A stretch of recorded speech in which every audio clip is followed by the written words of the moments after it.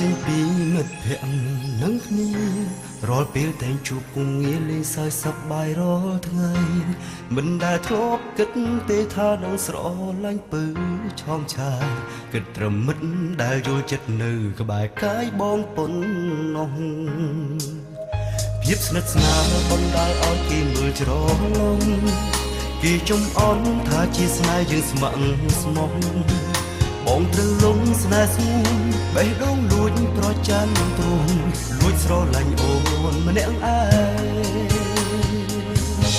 ខឹងបងទេនួលអងបើសិនជាបងត្រូវការថ្លៃគឺបងស្នេហ៍ចរៃពេញក្នុងហឫទ័យមិនសំដែងមិនមែនបងប្រាថ្លៃផ្ដើមពីមិត្តស្រីសំដូចពាក្យគេស្ដីមិនខ្លាយជាស្នេហាសុំទោសផងនួលអងដែលចិត្តបងហ៊ានស្នេហ៍ស្រីហ៊ានស្នេហ៍មិនខ្លាចអ្វីតែខ្លាចថ្លៃមិនស្មោះបងក៏ព្រោះតែពេលនេះចិត្តជាប់ចំណងសូមអភ័យទោសផងអាចស្នេហ៍បងបានទេនាងមេឆ្លើយប្រាប់ផង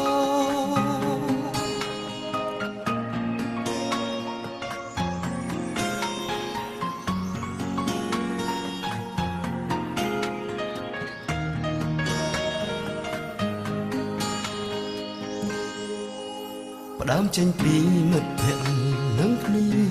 រាល់ពេលតែងជួបគងងារលេងសើចសប្បាយរាល់ថ្ងៃ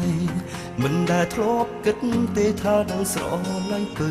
ឆោមឆាយគិតត្រឹមមិត្តដែលយល់ចិត្តនៅក្បែរកាយបងប៉ុណ្ណោះភាពស្និទ្ធស្នាលបណ្ដាលឲ្យគេមើលច្រឡំ